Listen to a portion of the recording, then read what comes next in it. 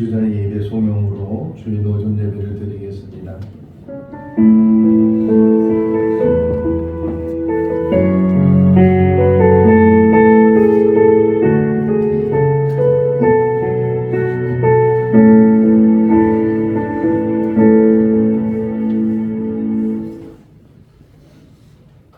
새 노래로 여호와께 노래하며 성도의 모임 가운데에서 찬양할지어다.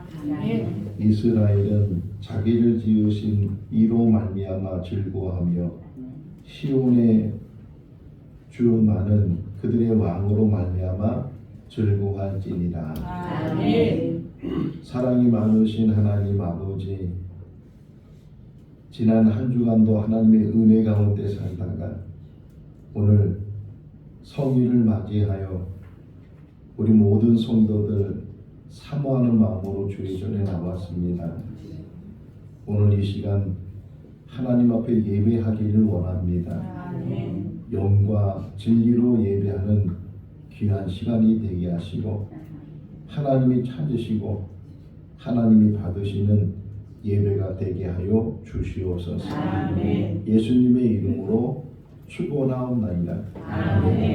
다 같이 일어나셔서 찬송가 27장 찬송하시겠습니다.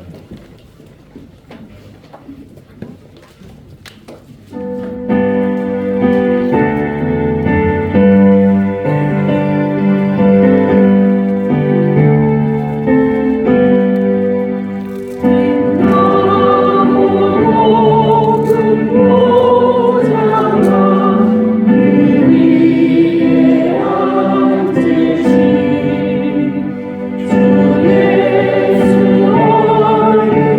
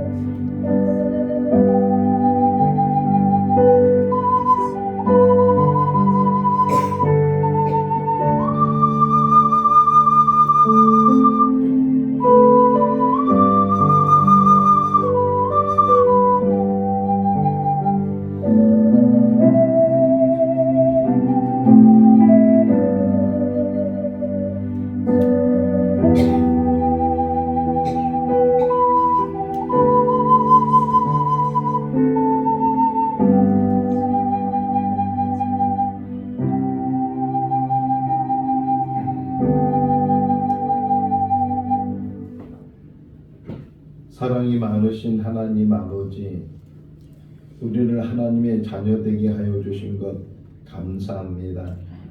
이 땅에 산 날 동안 하나님의 자녀로 살기에 부족함이 없기를 늘 원하고 바라지만 우리의 삶을 뒤돌아보면 부족함이 많고 때로는 하나님 말씀을 순종하지 못할 때도 많이 있습니다. 지난 한 주간도 혹이나 하나님 앞에 바로 서지 못했던 우리의 모습이 기억나면 오늘 이 시간 하나님 앞에 다 구하고 내려놓는 시간 되게 하여 주시옵소서.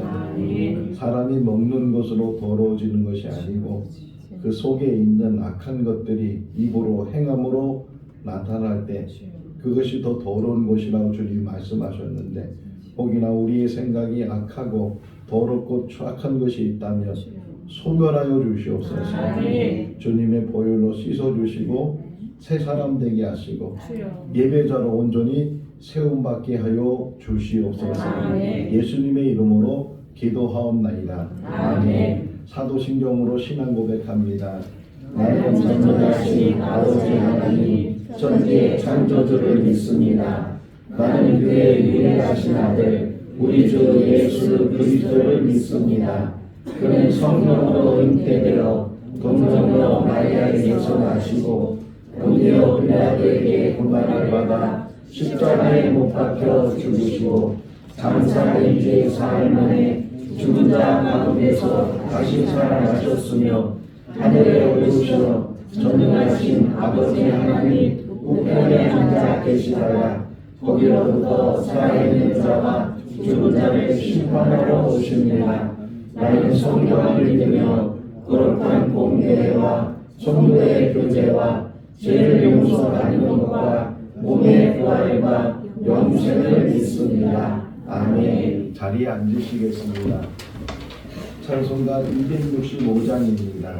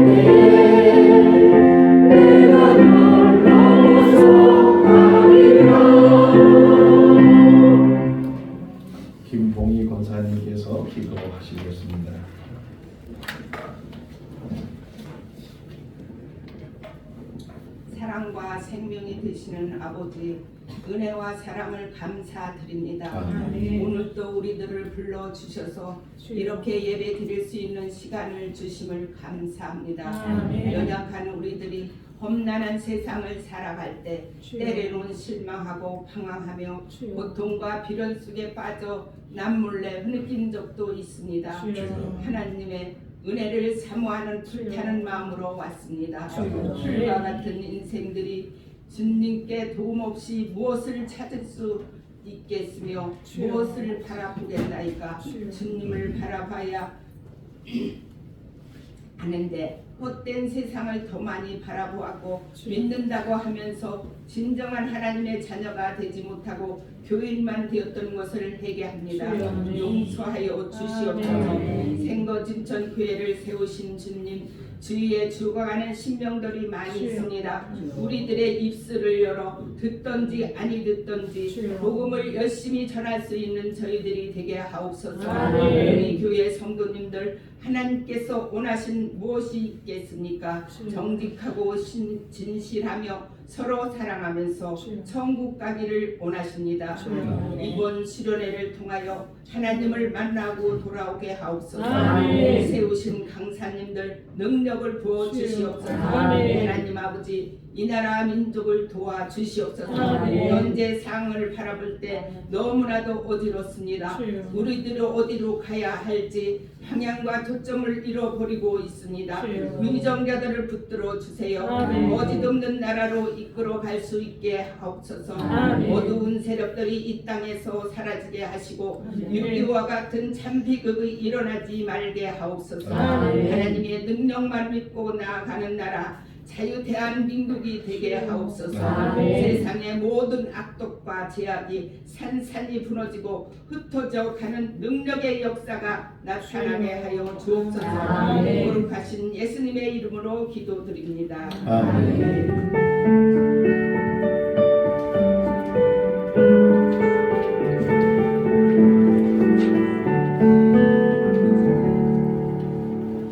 오늘 우리 계신 하나님의 말씀은 사무엘상 16장 6절에서 13절 말씀입니다. 구약성경 434쪽 사무엘상 16장 6절에서 13절 말씀 교독하겠습니다.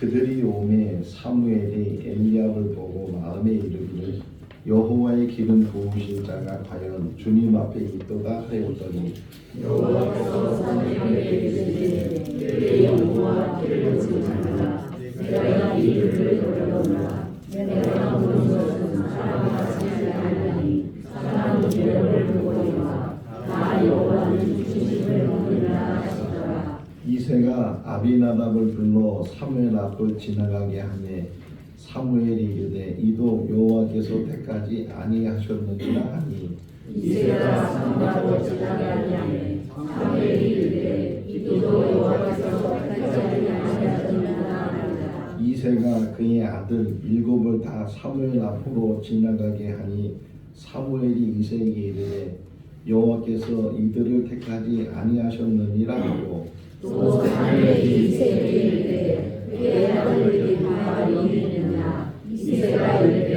아직 막내가 남았는데 그는 양을 지키나이다. 사무엘이 이새에게 이르되 사람을 보내어 그를 데려오라. 그가 여기 오기까지는 우리가 식사자리에 앉지 아니하겠노라. 이에 사람을 보내어 그를 데려오매 그의 빛이 붉고 눈이 빼어나고 얼굴이 아름답더라. 여호와께서 이르시되 이가 금이 일어나 기름을 부으라 하시는지라. 사무엘이 기름을 부어다가 그의 형제 중에서 그에게 부었더니 이날 이후로 다윗이 여호와의 명에 크게 감동되니라. 사무엘이 일어나서 라마로 가니라. 아멘. 전교인 찬양대가 하나님께 찬양으로 드리겠습니다.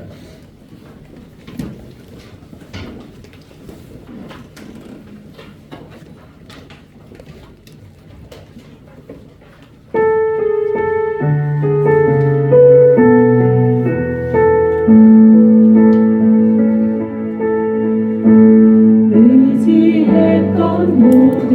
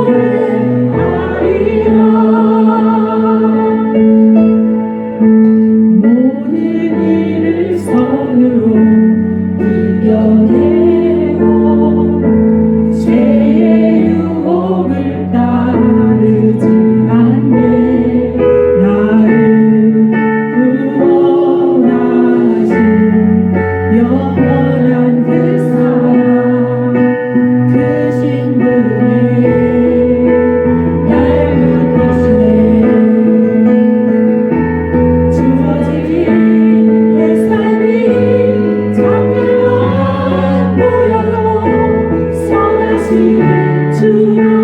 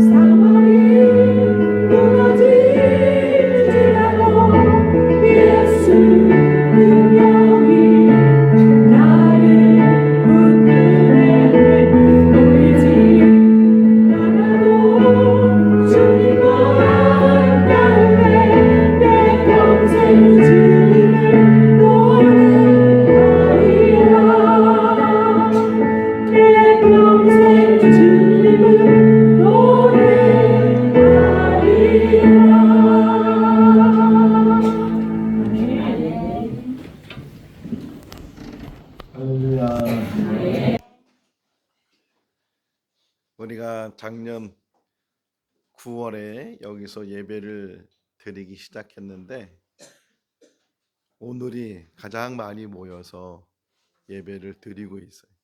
빈자리가 몇 개 없고 많은 성도들 나와서 같이 예배 드리는데 여러분 찬송하는 모습을 보면서 얼마나 제 마음이 흐뭇한지, 또 하나님이 얼마나 우리 성도들의 찬양을 흡양하실까, 그 생각에 막 기쁨이 막 샘솟았어요.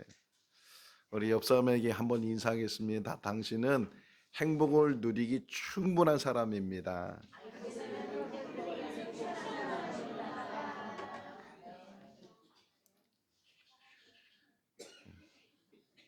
얼굴 표정이 달라졌어요. 우리 모두는 행복을 누릴 만한 그런 자격이 있는 사람들이고, 또 하나님께서 원하시는 것은 행복하게 살게 하시는 거예요.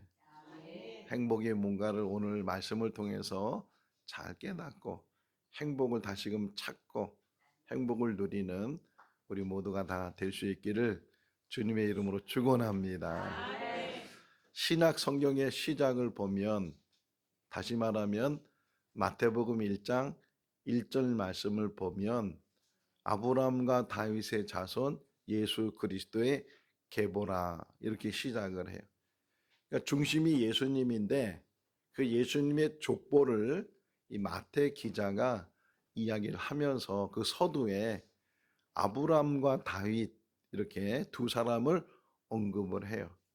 그 외에도 여러 조상이 있잖아요. 그 족보가 14명, 14명, 14명 이렇게 나눠서 사람 이름들을 언급하는데 그 많은 사람들 이름 속에서 두 사람을 딱 뽑은 거예요.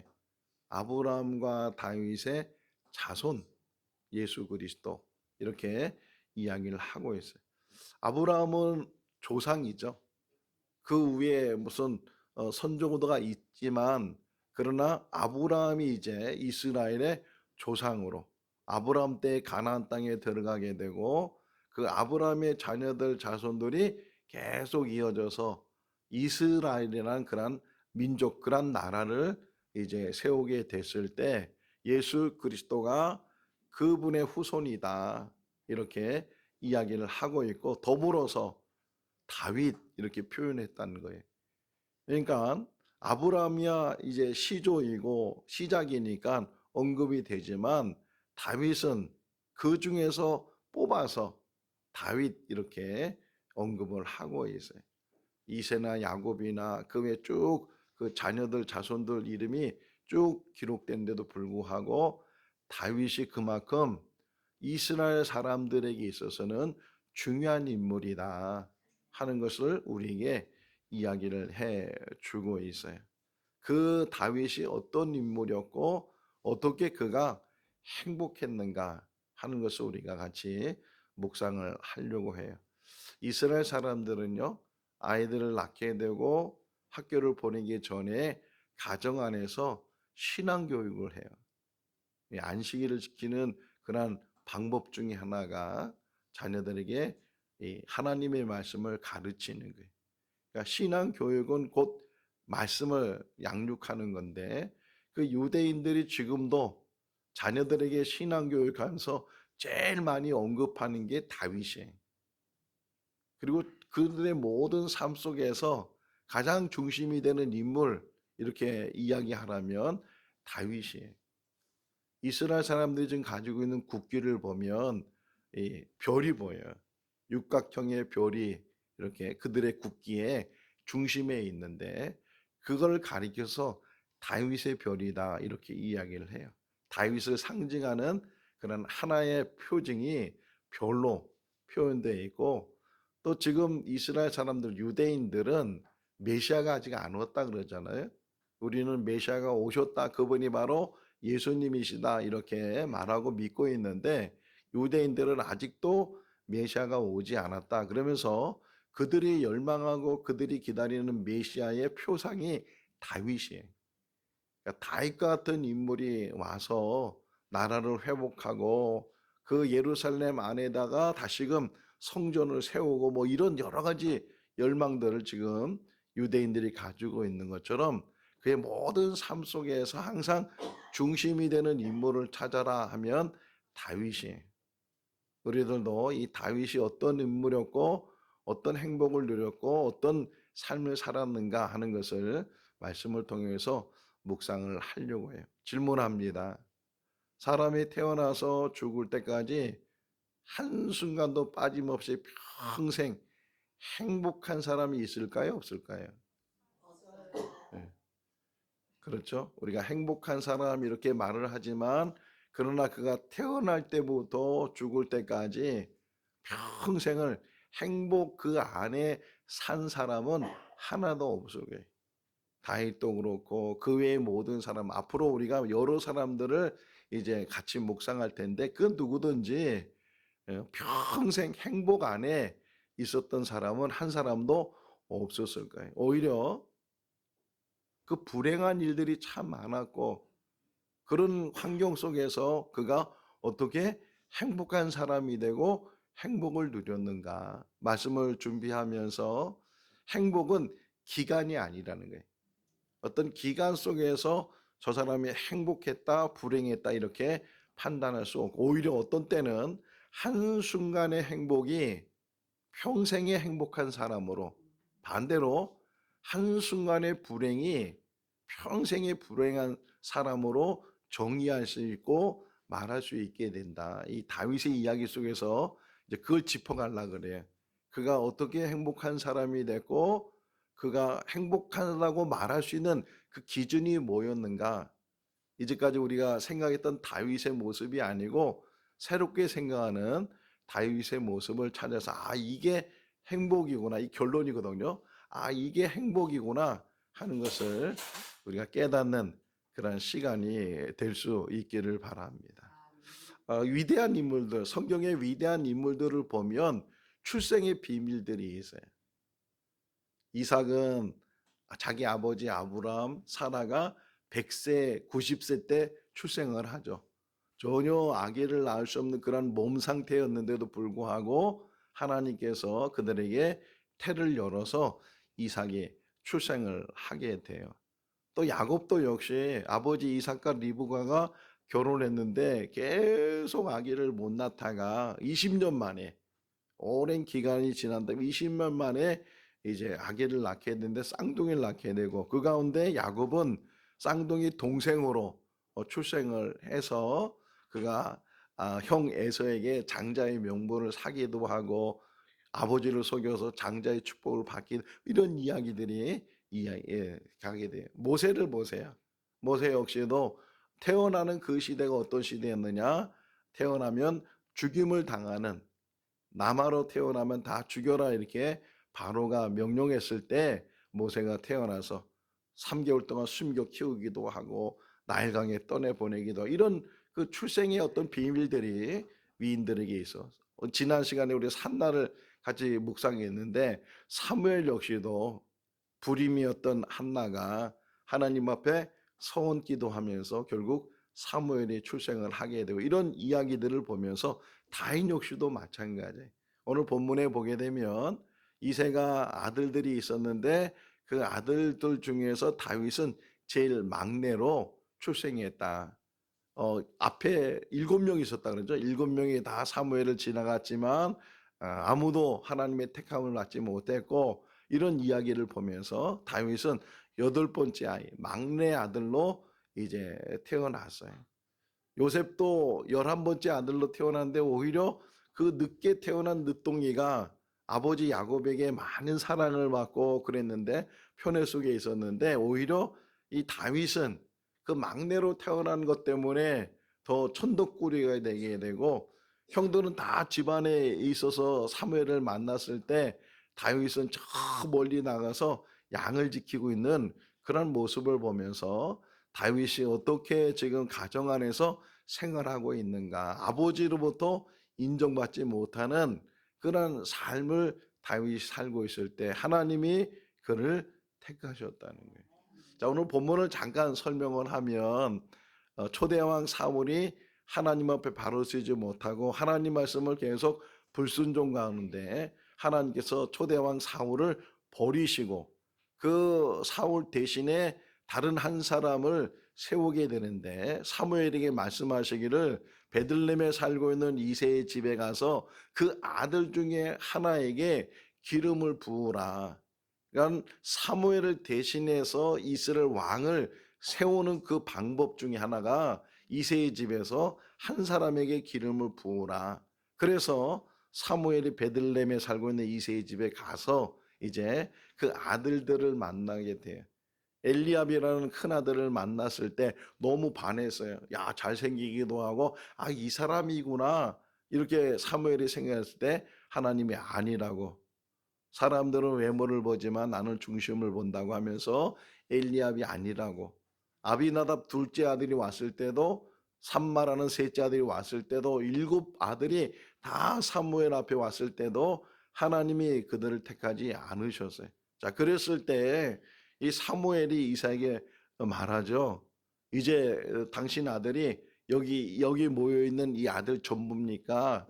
이렇게 했을 때 11절 말씀에 보게 되면 이새가 아직 막내가 남았는데 그는 양을 지키고 있습니다.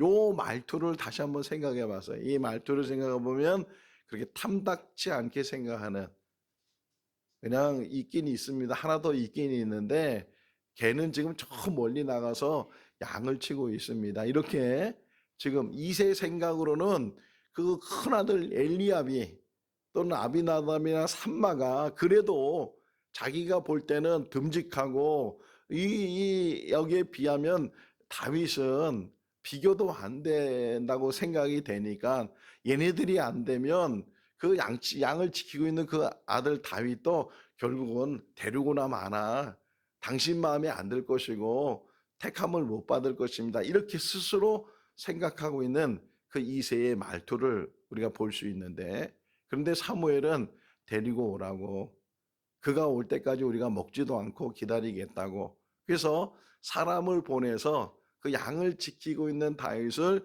데리고 왔어요.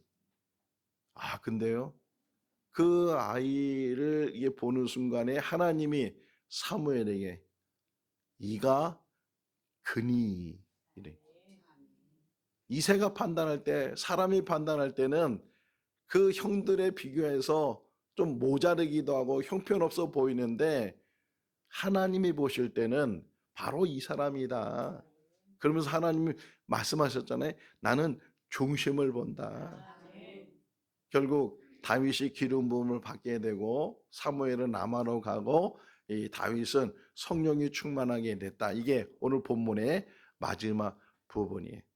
그러니까 역사 속에서 처음 등장하는 이야기가 이 기름 부은 이야기, 다윗의 기름 부은 이야기가 등장을 해. 그러면서 본격적으로 이제 다윗의 이야기가 들어가는 게 사무엘상 17장, 우리가 16장을 읽었는데 17장을 보게 되면 다윗이 골리앗을 만나게 되고 골리앗과 싸워서 이기게 되는, 골리앗은 블레셋의 장군이고 기골이 장대에서 뭐 2m, 3m까지 될 정도로 큰 키와 어릴 때부터 전쟁에서 늘 몸에 익혔던 그런 장군이었고 장수였는데 반해서 이 다윗은 전쟁에 한번 나가지도 못하고 누구와 싸워보지도 않았고, 또 골리앗은 완전 무장을 하고 있었지만 다윗은 전혀 무장하지 않는 그런 상태 속에서 골리앗을 만나서 골리앗을 이기게 되는 그런 이야기를 이제 우리가 보게 되는데, 자, 그때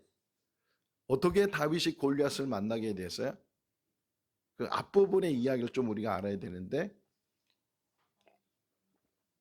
이스라엘과 블레셋이 전쟁을 하고 있었는데 그 이세 세 아들이 아까 나왔죠? 엘리압과 아비나답과 삼마, 이 세 아들이 이제 성인이 돼 있으니까 전쟁터에 나갔다고요.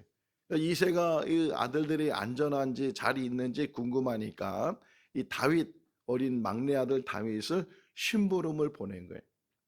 형들을 찾아가서 이 음식을 갖다 주고 그 형들이 잘 있는지 안부를 좀 알아와라, 이렇게 해서 심부름을 갔다가 이 다윗이 골리앗을 만나서 골리앗을 이기는 그런 이야기를 생각하면서, 이와 비슷한 이야기 하나 있었죠.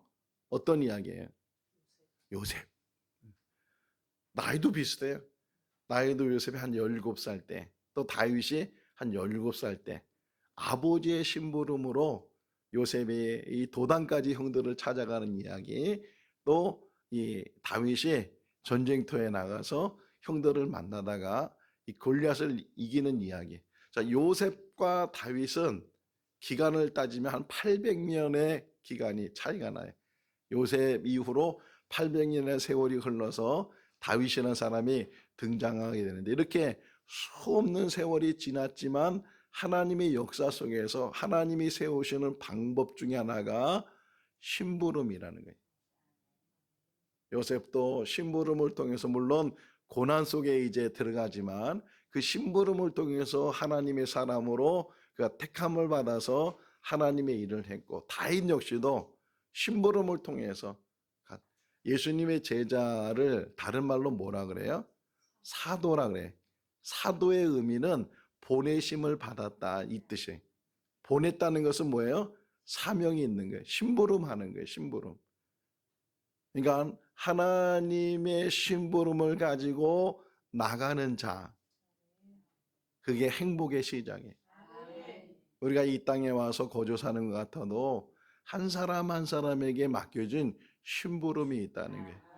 그 심부름을 깨닫고 그 심부름을 감당하게 될 때 하나님의 역사가 그 삶 가운데 일어나게 된다. 자, 그런데 이 골리앗을 이긴 이 사건이 다윗에게는 놀라운 어떤 축복의 사건이 되어야 되는데, 오히려 이게 그가 힘든 길을 걸어가게 되는 계기가 되는 그런 모습들을 보게 돼. 자, 어쨌든 먼저 이 심부름에 대해서 한번 묵상을 했어요. 아, 우리는 사명이 있구나. 이 땅에서 해야 될 일이 있구나. 제가 그 대학원에서 선교학을 전공을 했어요. 선교학을 배우면서 흔히 말하잖아요. 선교라는 것은 가는 선교사가 있고 보내는 선교사가 있다. 그러니까 가서 선교하는 선교사님도 중요하지만 그 선교사님을 배후에서 기도해주고 후원해주는 이 보내는 선교사의 역할도 중요하다는 거예요. 제가 몽골에 선교사로 나가 있을 때 안양에 있는 어느 교회가 저한테 연락이 왔어요. 메일이 와가지고서 당신에게 월 얼마나씩 후원해 주고 싶다, 이렇게 연락을 받아서 어떻게 저를 알았는지, 어쨌든 그런 연락을 받아서 그 교회가 저를 후원을 해 줬어요. 그래서 한국에 나올 기회가 있어서 그 교회 목사님한테 연락을 드려서 오후 예배 때 와서 선교 보고를 하라고. 그래서 그 교회를 찾아갔어요. 안양에 있는 교회였는데 가보니까 큰 교회가 아니에요.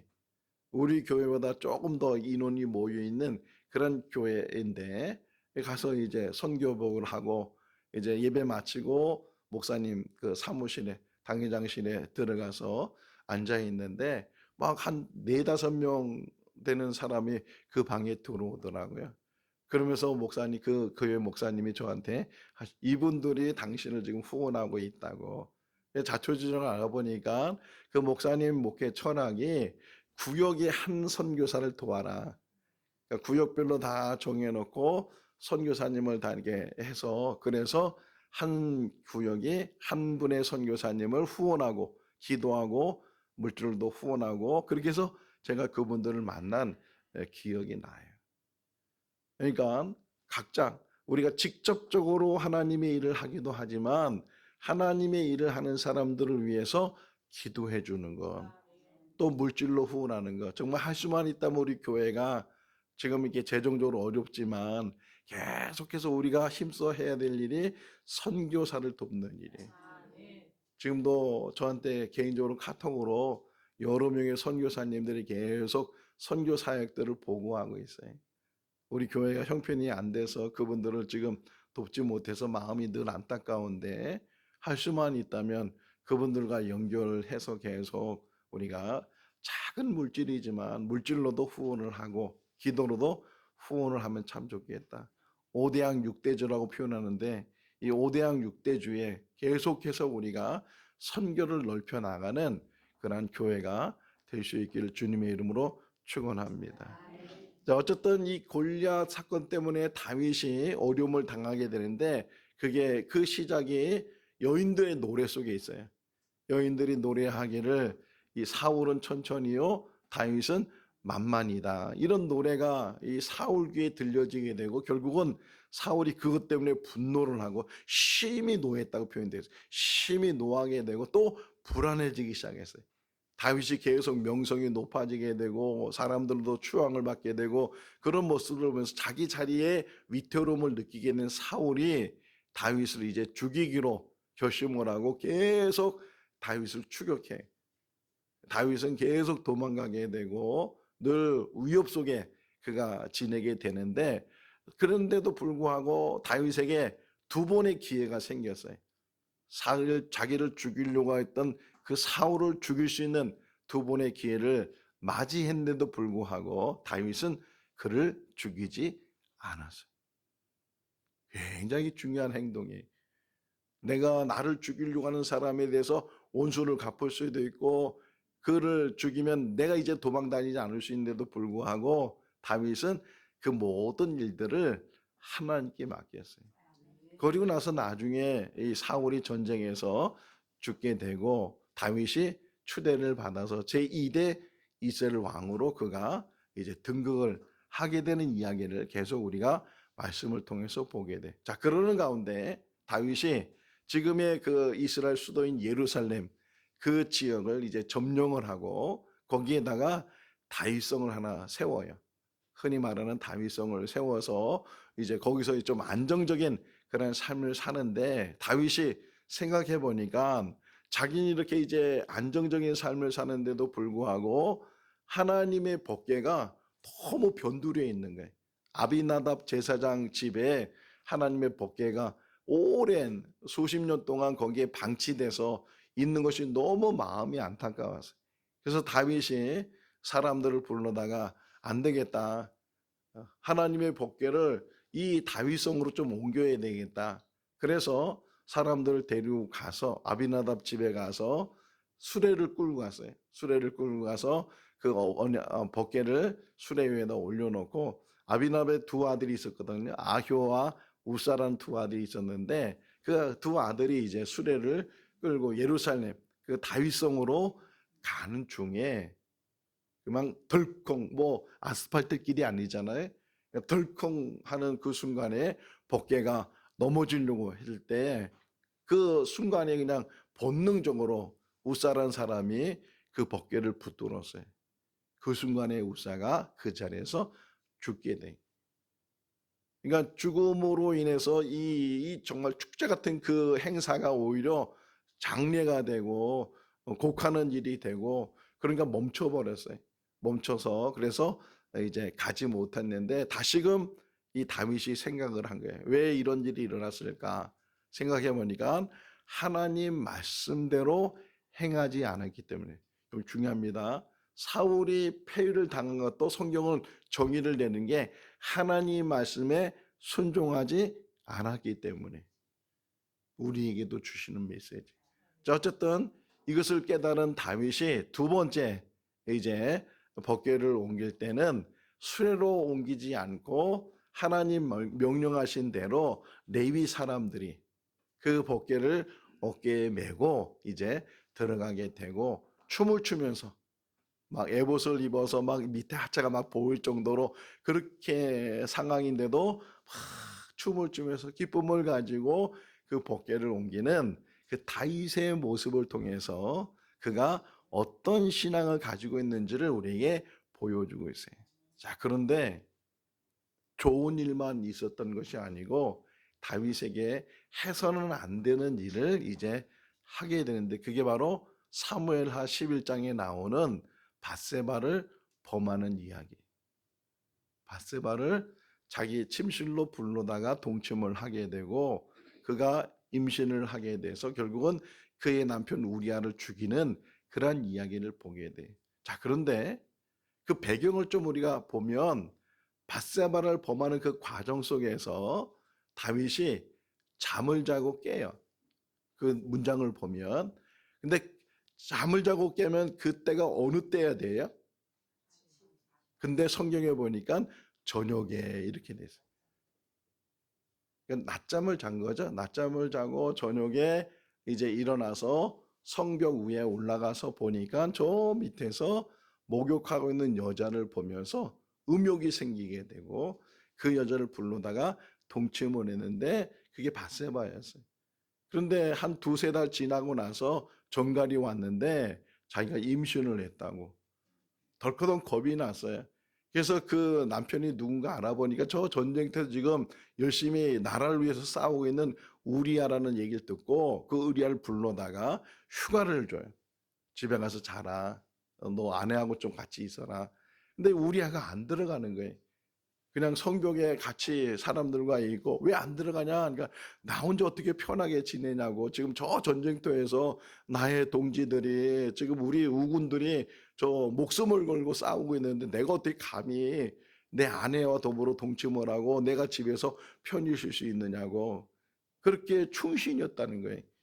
근데 이 다윗은 지금 자기의 죄를 감추기 위해서 우리아를 불렀는데 자기 뜻대로 안 되니까 편지를 하나 써서 이거 요압에게 갖다 줘라. 그래서 그 편지를 들고서 갔는데 그 편지 내용이 우리아를 제일 전쟁 앞에다 세워서 죽여라. 그런 내용인지도 모르고 그걸 들고 가서 결국은 우리아가 죽게 됐어요. 그러니까 남편이 죽으니까 이 밧세바가 장례를 다 치른 다음에 다윗이 불러서 이 밧세바가 후궁으로 후실로 이제 다윗 안으로 들어가게 되는 이야기를 보게 돼. 이렇게 다윗이 잘못을 했는데도 불구하고 깨닫지 못하고 자꾸만 덮으려고 한 거예요. 덮으려고 하고 숨기려고 하고 그러는 가운데 하나님께서 나단의 선자를 그에게 보내서 이야기를 하죠. 부자 사람하고 가난한 사람, 이 가난한 사람이 양 한 마리를 가지고 있는데 그 부자가 그 양 한 마리 뺏어서 손님을 대접했다. 이런 비유의 이야기를 하니까 다윗이 누구냐고 이런 사람 가만두면 안 된다고 그랬을 때 나단이 바로 당신이라고.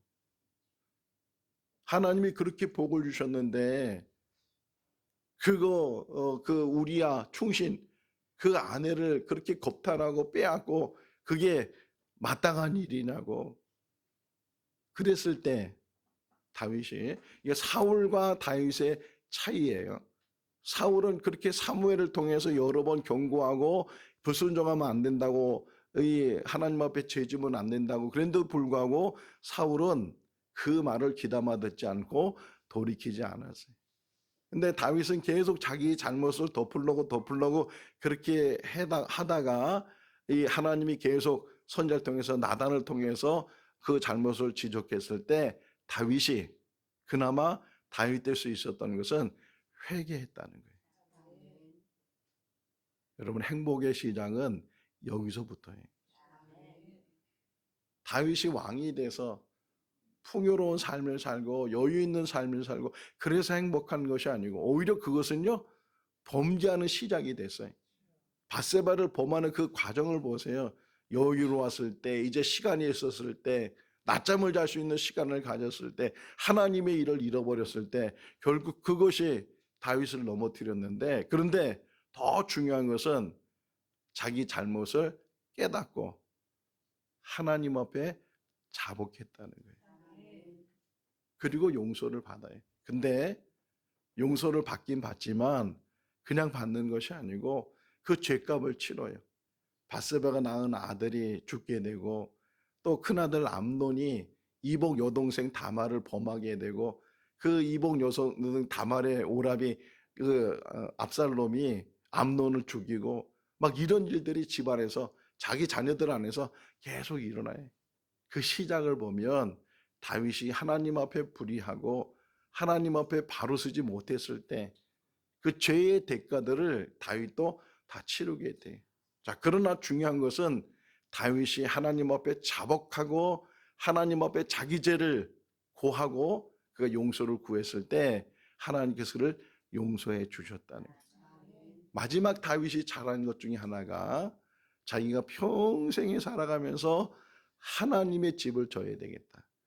자기 다윗 성은 졌는데 하나님의 집은 지금도 없고 하나님의 법궤는 저렇게 가지고 왔지만 제대로 자리를 잡지 못하고, 그래서 다윗이 생각하기를 내가 살아있는 동안에 하나님의 집을 져야 돼. 흔히 말하는 성전을 져야 되겠다. 이런 결심과 생각을 가지고 있었어요. 근데 하나님께서 그걸 반대하셨어요.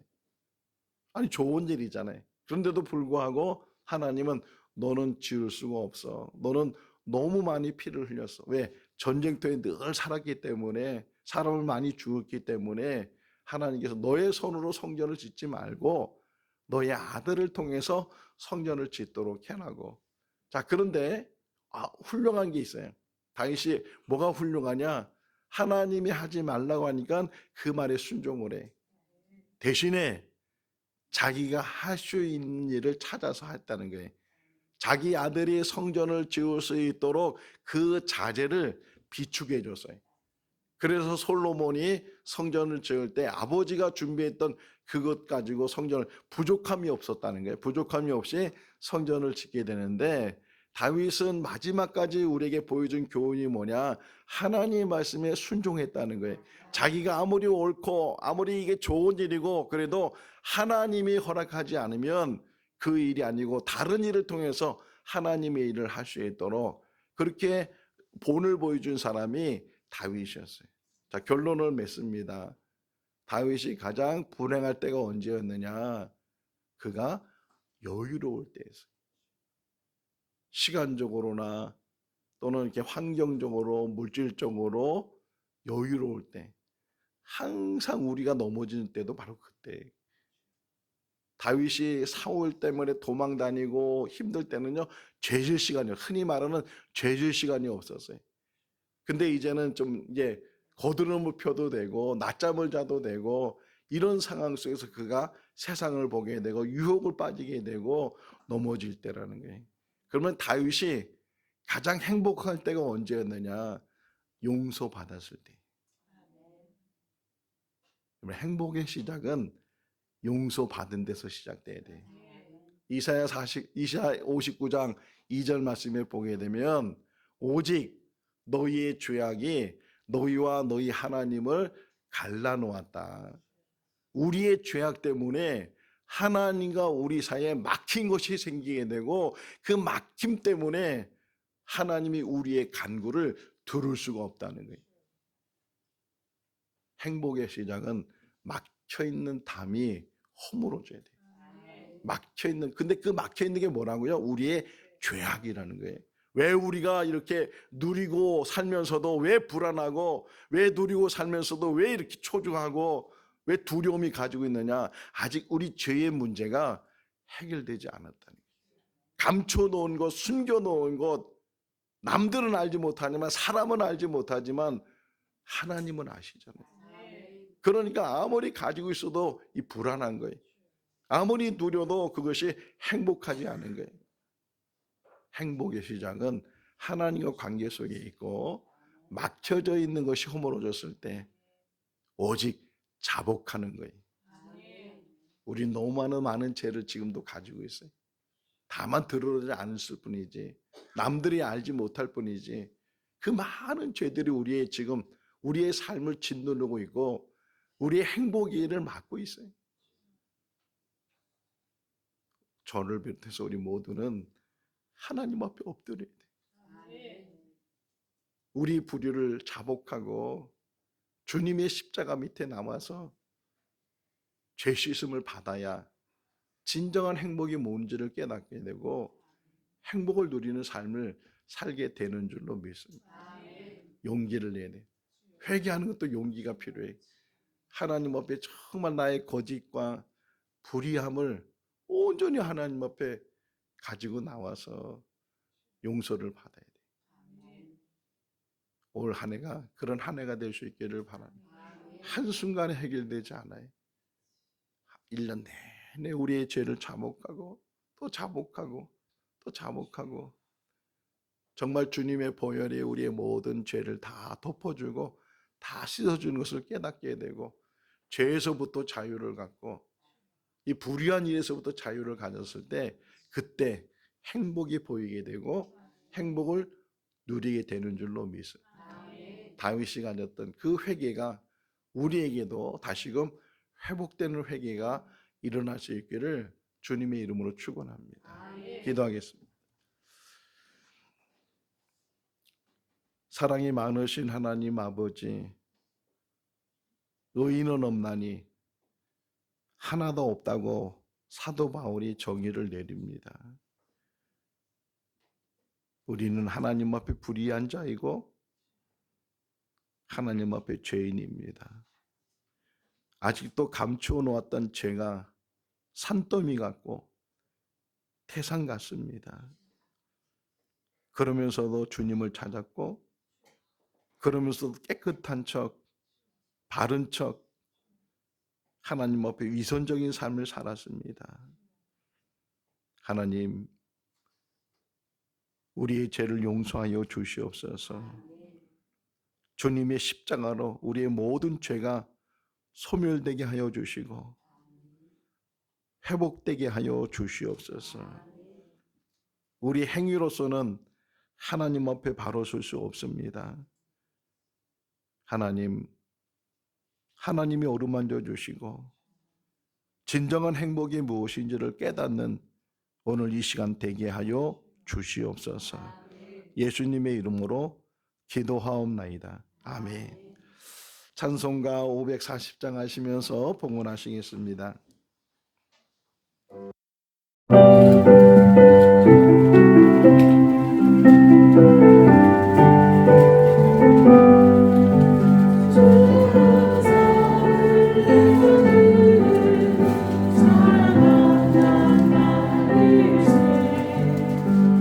내가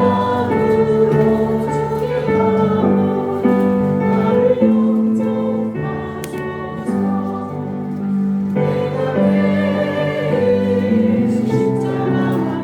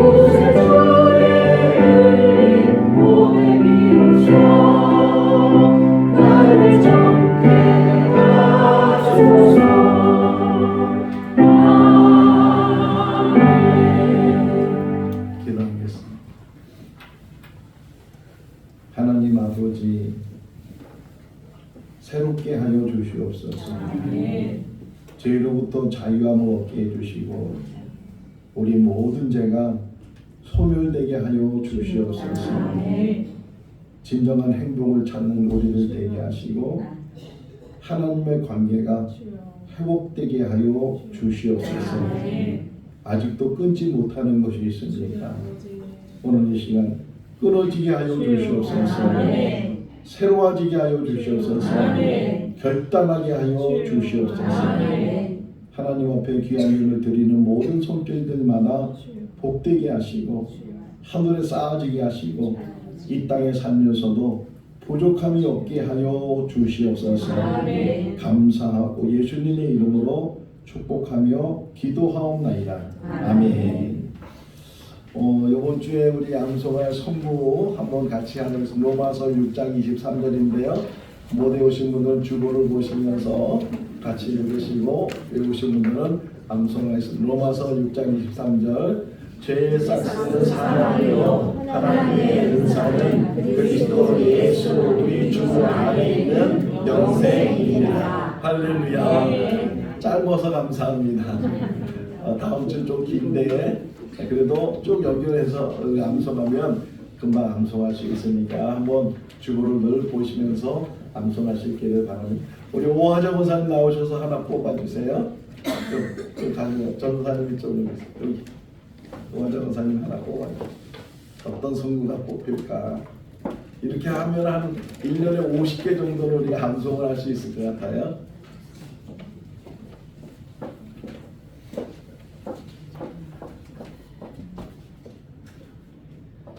빌립보서 4장 13절 굉장히 짧죠?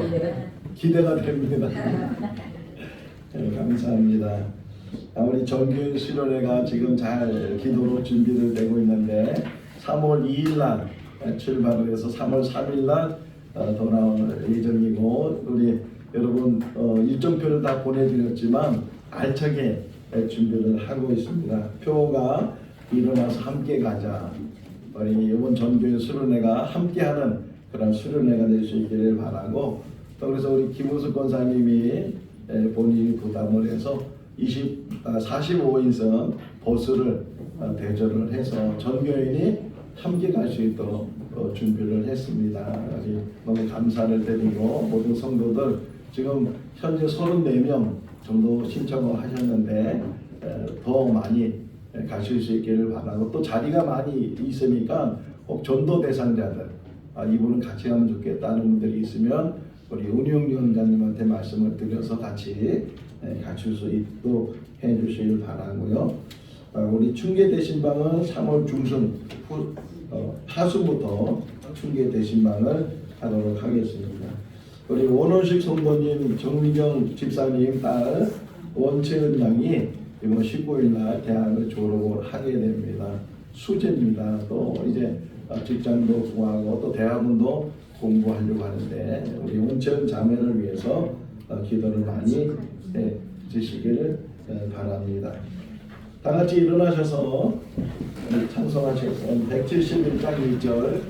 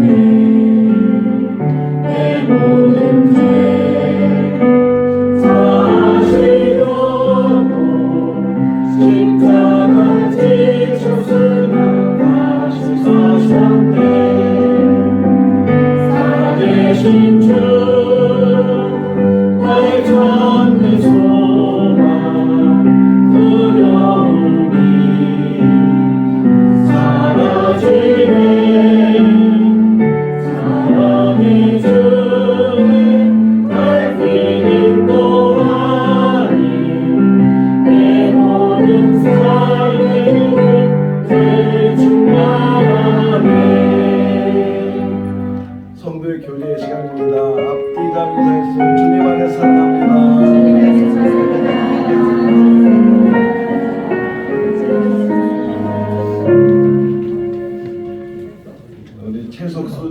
목사님이 한 분에게 우리 교회 가서 예배 좀 드리라고 그래서 오늘 오셔서 같이 예배를 드리고 계십니다. 예배 마치면 교제할 수 있기를 바랍니다. 축도하겠습니다. 지금은 우리 주 예수 그리스도의 크신 은혜와 하나님 아버지의 무한하신 사랑하심과 성령님의 교통하시고 교제하시고 충만하심이 우리의 모든 죄를 씻어주시고 새 사람 되게 해주시는 그 하나님을 바라보며 바로 서기로 결심하는 우리 모든 성도들 삶 가운데 가정과 자녀와 일터 가운데 영원토록 함께 하시기를 축원하옵나이다. 아멘.